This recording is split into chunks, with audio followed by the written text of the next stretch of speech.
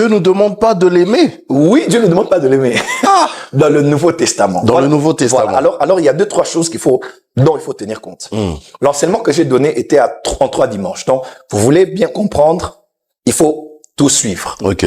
Qu'est-ce que je parlais? Numéro 1, je parlais des dispensations. Il y en a 7.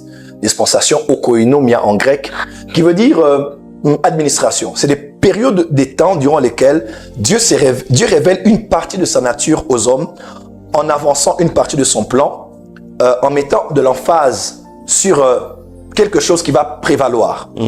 On parle par exemple, numéro 1, la dispensation de l'innocence, Adam et Ève dans le jardin, la dispensation de la conscience lorsqu'ils ont péché, la dispensation du gouvernement humain lorsque les hommes se sont organisés, la dispensation de la promesse lorsqu'Abraham a été appelé, la dispensation de la loi lorsque Moïse a reçu la loi, le décalogue et les 613 autres lois à côté, et puis il y a la dispensation de la grâce. Alors mon message était comme ça, et je disais, dans la dispensation de la loi, pourquoi Dieu avait donné la loi dans Galates chapitre 3? Dieu avait donné la loi comme un pédagogue, c'est-à-dire que Dieu a donné la loi comme un professeur. Et Paul dit, après il dit, là on est dans Galates 3 versets 20, 21, 22, 23, 24, 25, 26 même, ceux qui peuvent lire vont lire. Dieu avait mis la loi pour emmener l'homme à réaliser qu'il ne peut pas obéir à Dieu par lui-même. Voilà pourquoi dans la loi, il n'y avait que des ordres. Tu ne feras pas, tu ne feras pas. Il n'y avait aucune prière. Il y avait que tu ne feras pas, tu ne diras pas, tu ne feras pas. Ça servait de restrictions. Voilà, de restrictions. De garde-fous. Oui, et le but de Dieu, c'était que l'homme, en échouant avec la loi, l'homme se dise, je ne peux pas être justifié devant Dieu par les œuvres de la loi, mais par la foi. Voilà pourquoi des hommes comme Abraham n'avaient aucune loi, mais il avait la foi. Même pendant la loi, il y avait l'Arabe, la prostituée, il y avait Ruth la Moabite, il y avait des personnes qui avaient juste cru, puis qui ont été justifiées par Dieu par la foi. Alors, Jésus, dans Matthieu, reçoit la question d'un docteur de la loi. Le docteur de la loi dit, Seigneur, mais le plus grand commandement, c'est quoi? C'est un docteur de la loi. La loi. Et Jésus dit, dans Matthieu, il dit, je veux te dire alors le plus grand commandement, n'est-il pas écrit, tu aimeras le Seigneur ton Dieu de tout ton cœur, toute ton âme, toute ta force, toute ta pensée. Il y en a un deuxième d'ailleurs qui est similaire, tu aimeras ton prochain comme toi-même. Il dit, de toutes ces 2 lois dépendent la loi et les prophètes. Et les prophètes. Contexte. Jésus répond à qui? À un docteur de la loi. De 2, il cite la loi. Et troisièmement, Jésus était durant la loi. Matthieu était-elle la loi? Oui. Galates 4, verset 4 dit, Jésus est né sous la loi. Lisez bien, on dit Christ est né sous la loi. Donc, Jésus n'est pas né dans la nouvelle alliance. Jésus est né dans l'ancienne alliance. Jésus est né dans l'Ancien Testament. À vrai dire, dans la subdivision des Écritures, pour ceux qui le savent, normalement, le Nouveau Testament devrait commencer dans Actes des Apôtres. Ok. Matthieu, Marc, Luc et Jean, les évangiles synoptiques, les 3 et Jean ensuite, les 4 là, sont la vie terrestre de Jésus-Christ dans la transition entre la loi et la grâce. Je vois. Parce qu'ils étaient dans la loi et la grâce était venue. Bien sûr. Ouais, la grâce était venue. Jésus déjà était là. Mais c'était pas encore la dispensation de la grâce, c'était pas encore la nouvelle alliance, c'était pas encore le Nouveau Testament. Pourquoi? Hébreu dit, pour qu'un testament soit valide, il faut que la mort du testataire soit attestée. Exactement. Et Jésus n'était pas encore mort. Dans le testament, on n'était pas encore dans le Nouveau Testament, on était encore dans l'Ancien Testament. Vous voyez un peu? Donc, en d'autres termes, la réponse de Jésus à ses docteurs n'était pas dans la Nouvelle Alliance, n'était pas normalement dans le Nouveau Testament, mais c'était sous la loi. Et il répondait en fonction de la loi. De la loi, oui. Alors, le commandement disait quoi? Tu dois aimer le Seigneur ton Dieu. Bon, entre nous, qui a déjà respecté cette parole? Qui a déjà aimé son prochain comme lui-même? Gardons juste la deuxième partie. Par exemple, ça, c'est compliqué. Oui, par exemple, on dit, tu aimeras ton prochain comme toi-même. Je dirais peut-être toi-même, tu t'aimes. Permettez-moi ça. Donc, comme je m'aime, je dois aimer tonton Jaco. Bon, à supposer que je ne m'aime pas. Et les gens qui ne s'aiment pas, ils n'aiment pas son visage, son teint, sa taille. C'est des femmes qui n'aiment pas leur morphologie, leur visage, leurs cheveux, leur front, leurs jambes. Comment tu peux donner si toi, tu n'en as pas pour toi-même? Comment aimer quelqu'un comme toi-même si toi-même, tu ne t'aimes pas? Parce que c'est ça la condition. Voilà, la condition, c'est le standard de l'amour que tu donnes à l'autre est déterminé par l'amour que tu as pour toi-même. Pour toi-même. Et ça, c'est la loi. Ouais, de la loi, aime-toi, aime l'autre. Maintenant, si tu ne t'aimes pas, combien de gens ne s'aiment pas ici?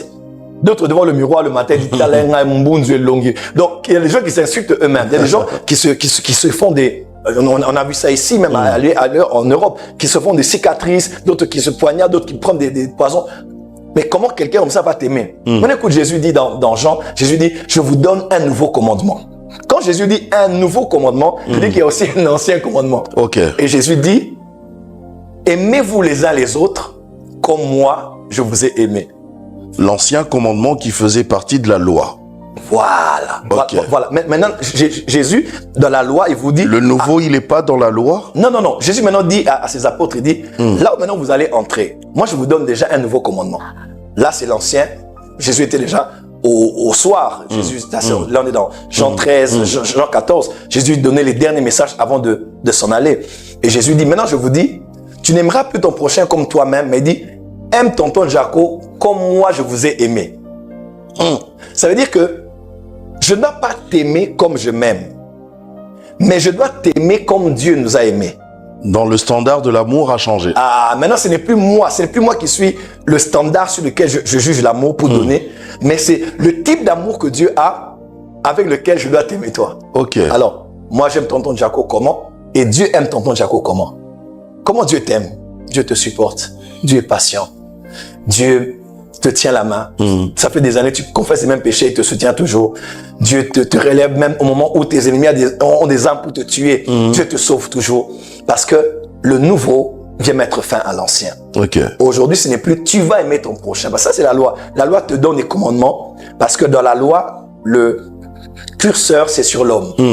Mais dans la grâce, dans la loi de la grâce, le curseur est sur Dieu.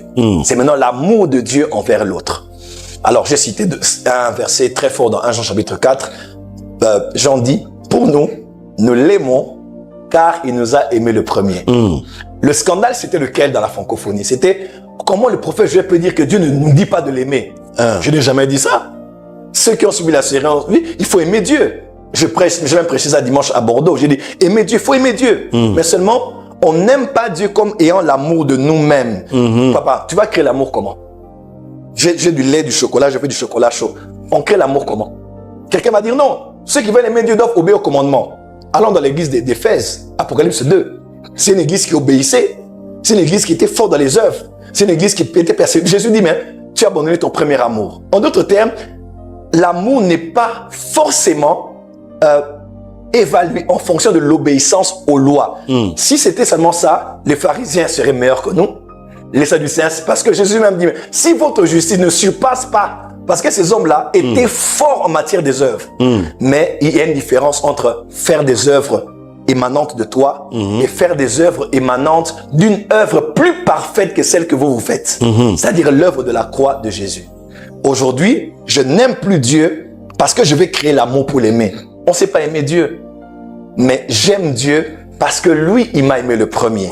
En d'autres termes, mon amour n'est pas l'amour que je donne, mais mon amour est le reflet de l'amour qu'il m'a donné. C'est parce que je réalise que lui m'aime. Dieu m'a aimé.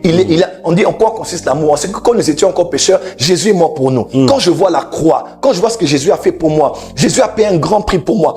Puisque Dieu a manifesté son amour, quand Jésus est mort pour moi à la croix, en ayant la révélation de cet amour, en étant enraciné dans cet amour, l'amour de Dieu va créer de l'amour dans mon cœur pour que je l'aime de son amour.